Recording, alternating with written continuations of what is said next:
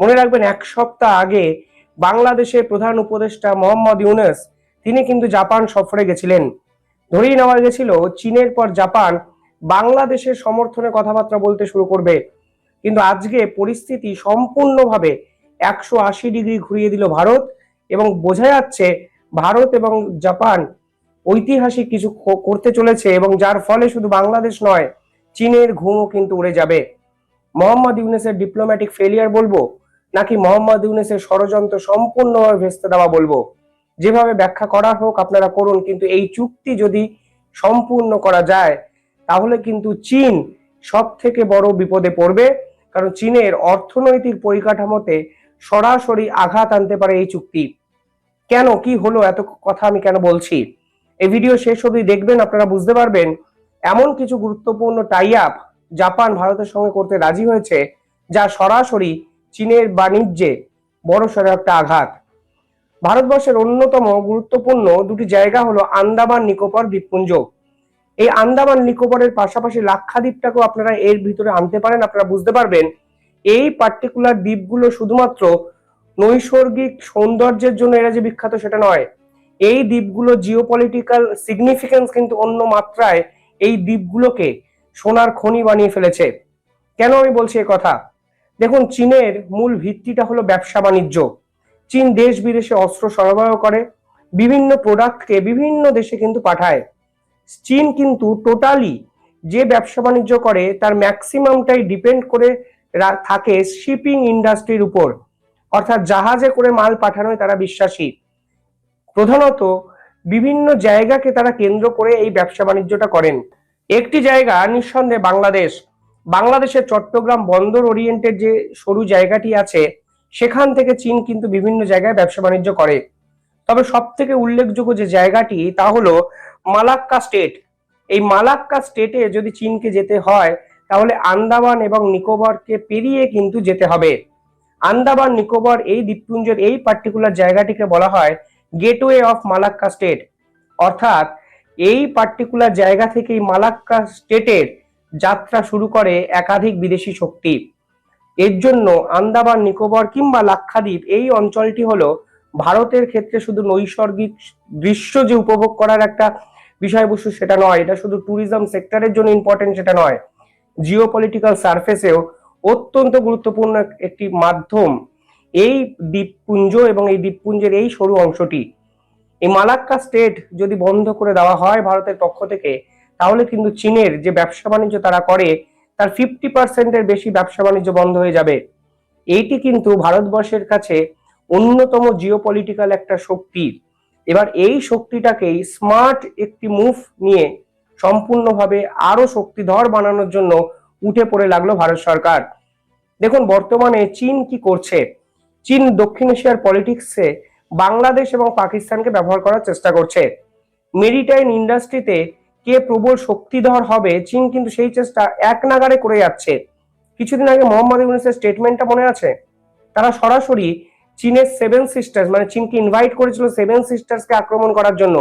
এমনকি তারা বলে ভারতবর্ষ কিন্তু উপকূলীয় অঞ্চলে বাংলাদেশ দ্বারা ল্যান্ডলক, এবং বাংলাদেশি নাকি এই অঞ্চলের অভিভাবক, অর্থাৎ উপকূলকে ব্যবহার করার চেষ্টা চীন করেছে বাংলাদেশকে কাজে লাগিয়ে। বাংলাদেশ যদি চট্টগ্রাম বন্দর সম্পূর্ণভাবে বন্ধ করে দেয় তাহলে ভারতবর্ষের মতো অনেক দেশেরই কিন্তু সমস্যা হতে পারে, কারণ উপকূলটাকে কাজে লাগিয়ে ব্যবসা বাণিজ্য করা পৃথিবীর আজকের প্রথা নয়, প্রাচীন প্রথা। ভাস্কো দা গামাও কিন্তু নৌবিহারে ভারতবর্ষে চলে এসেছিলেন। ফলে এটা কিন্তু পৃথিবীর প্রাচীনতম একটা প্রথা, যে প্রথাটি আজও চলছে, কারণ এটি সাশ্রয়ী, সময় সাপেক্ষ হলেও যে মাল পাঠানো হয় সেই মালগুলো ভঙ্গুর বা ভেঙে যাওয়ার কোনো চান্স থাকে না, এবং কিছু ক্ষেত্রে অনেক বেশি সিকিউরিটি এতে বেশি হয়। এবং সব থেকে ইম্পর্টেন্ট হলো প্রত্যেকটি দেশই এর মাধ্যমে কমিউনিকেট করতে কিন্তু পারে। এই চট্টগ্রাম বন্দরে যখন চীনকে মোহাম্মদ ইউনূস ডাকলেন তখন ভারতবর্ষ বুঝলো চীনকে এবার পাল্টা দেওয়ার সময় এসছে। এর জন্য তারা জাপানের কাছে টেকনোলজিক্যাল সাপোর্ট নিতে চাইলো, এবং জাপানের সঙ্গে এই ঐতিহাসিক চুক্তিও কিন্তু ভারতবর্ষ করে ফেললো। মাঝে ঢুকে আছে মোহাম্মদ ইউনূসের জাপান সফর। আজকের দিনে দাঁড়িয়ে বোঝা যাচ্ছে মোহাম্মদ ইউনূসের এই জাপান সফরের কোনো ভ্যালু অন্তত জিও পলিটিক্যাল সার্ফেসে আর থাকলো না, কারণ মোহাম্মদ ইউনূস কিছুই করতে পারলেন না অন্তত চীন ভারতের এই যুদ্ধে ঢুকে আটি হয়ে গড়াগড়ি খাওয়া ছাড়া। পাশাপাশি কালকে ভারতবর্ষ সিদ্ধান্ত নিয়েছে আন্দামান এবং লাক্ষাদ্বীপ এই দুটো দ্বীপকে স্মার্ট দ্বীপ বানানো হবে। কেন স্মার্ট দ্বীপ? কারণ কিছু নির্দিষ্ট টেকনোলজিক্যাল সাপোর্ট এই দ্বীপকে দেওয়া হবে, যেন কোনো অবস্থাতেই বিদেশি শক্তির কাছে এই গেটওয়ে অফ মালাক্কা স্টেট কোনো অবস্থায় যেন ধ্বংস না হয়, তাকে যেন সুরক্ষিত করে রাখা হয়। কি করা হবে এই দুটো দ্বীপে? এই দুটো দ্বীপে পরবর্তীকালে রিনিউয়েবল এনার্জিকে অনেক বেশি কাজে লাগানোর চেষ্টা করা হবে। জাপান টেকনোলজি ট্রান্সফার করছে ভারতকে। রিনিউয়েবল এনার্জি মানে যে শক্তিকে আপনি পুনর্ব্যবহার করতে পারেন, সেই ধরনের শক্তি এই দ্বীপে কিন্তু অনেক বেশি আর ব্যবহার করা হবে। এর ফলে এই দ্বীপটি অক্ষত থাকবে। এগুলো প্রাকৃতিক সম্পদ, এগুলোকে রক্ষা করতে হবে। আপনি যদি এখানে বৈদ্যুতিক শক্তি বা পারমাণবিক বিভিন্ন শক্তিকে ব্যবহার করেন, তাহলে এই প্রাকৃতিক সম্পদগুলো কিন্তু দিনের পর দিন ক্ষয় পায়। আজকের দিনে দাঁড়িয়ে রিনিউয়েবল এনার্জি ব্যবহার করা একটি স্মার্ট মুভ, যা জাপানের সঙ্গে ভারত একত্রে করবে। দ্বিতীয় যেটি করতে চাইছে তা হলো অ্যাডভান্স ডিজিটাল ইনফ্রাস্ট্রাকচার, যা চীনের বিভিন্ন জায়গায় আছে, ভারতের আন্দামান অঞ্চলে বিভিন্ন ক্ষেত্রে নেই। ডিজিটাল ইনফ্রাস্ট্রাকচার ছাড়া এই অঞ্চলে আপনি সেনাবাহিনীর কোনো অস্ত্র কিন্তু ব্যবহার করতে পারবেন না। বর্তমান সময়ে র্যাডার, বর্তমান সময় নেটওয়ার্কিং এমন একটা জায়গায় চলে গেছে, এখানে ডিজিটালি ইনফ্রাস্ট্রাকচার বিল্ড আপ করা অত্যন্ত গুরুত্বপূর্ণ মাধ্যম। 3 নম্বর, ইকোলজিক্যাল প্রিজার্ভেশন এখানে করা হবে ভারতের পক্ষ থেকে। প্রকৃতিকে রক্ষা করা হবে, যেন আমাদের দ্বীপ আমাদের মতো করেই থাকে, যা জাপান আমাদের সাহায্য করবে। 4 নম্বর যে বিষয়টি করা হবে তা হলো স্মার্ট মোবিলিটি সিস্টেমকে এখানে ইনস্টল করা হবে। অর্থাৎ খুব সহজেই একটি জায়গা থেকে অন্য জায়গায় মালপত্র নিয়ে যাওয়ার মতো ব্যবস্থা এই দ্বীপে করে তোলা হবে। সামগ্রিকভাবে যদি আপনারা ভাবেন, ভারত সরকার জাপানের সঙ্গে টাই আপ করে চেষ্টা করছে আন্দামান এবং লাক্ষাদ্বীপ এই দুটো দ্বীপকে অত্যন্ত সংবেদনশীলের সাথে ট্রিট করতে, এবং আদতে যে ভারতের কত বড় শক্তি এই দুটো দ্বীপ তা আলটিমেটলি বুঝে ভারত সরকার এই দ্বীপ দুটোকে স্মার্ট দ্বীপে পরিণত করতে চাইছেন, যা কিন্তু ভারতের জিও পলিটিক্যাল অ্যাসপেক্টে অত্যন্ত গুরুত্বপূর্ণ একটা পদক্ষেপ বলে আমার মনে হয়। এই মুহূর্তে ভারতবর্ষের শিপিং মিনিস্টার তিনি কিন্তু নরওয়ে এবং ডেনমার্কে আছেন। সেখানে একটি সামিটে তিনি যোগদান করছেন, এবং সেখানেই কিন্তু জাপানের স্বরাষ্ট্র মন্ত্রীর সঙ্গে তিনি একাধিক মিটিং করেন, এবং এরপরেই এই টাই আপ গুলোর কথা সামনে আসে। দ্বিতীয় ভারতবর্ষ যেটা করতে চলেছে তা কিন্তু চীনের বাণিজ্যের ক্ষেত্রে সরাসরি একটা থ্রেট। এই মুহূর্তে বিশ্বের লার্জেস্ট শিপিং ম্যানুফ্যাকচার হলো দেশ হলো চীন। গোটা দেশ বিদেশের যত শিপিং ম্যানুফ্যাকচারিং এজেন্সি আছে বা রাষ্ট্র আছে, তাদের মধ্যে 47% শিপিং ম্যানুফ্যাকচার কিন্তু চীনের পক্ষ থেকে হয়। এবার কালকে ধরুন চীন বলল আমরা আপনাদেরকে আর কোনো জাহাজ দেবো না, কার্গো জাহাজগুলো বিক্রি করব না, তাহলে কি ব্যবসা বাণিজ্য বন্ধ হয়ে যাবে?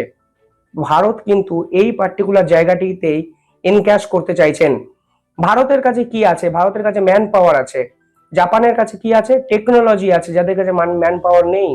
ভারত তো টেকনোলজিক্যালি আগের থেকে অনেক বেশি আপগ্রেডেড হলেও জাপান তো আমাদের থেকে অনেকটা এগিয়ে আছে, এটা তো বাস্তব। জাপান চাইছে জাপানের টেকনোলজি এবং ভারতবর্ষের ম্যানফোর্সকে কাজে লাগিয়ে এই টাই আপে ভারতবর্ষের শিপিং ম্যানুফ্যাকচারিং ইন্ডাস্ট্রিকে সম্পূর্ণভাবে বদলে দিতে, এবং ভারতবর্ষ যেন আগামী 5 বছরের মধ্যে টপ 5 শিপিং এক্সপোর্টার হিসাবে নিজেদেরকে আন্তর্জাতিক স্তরে এস্টাবলিশ করতে পারে, সেই চেষ্টাই কিন্তু দুই দেশের পক্ষ থেকে করা হয়েছে।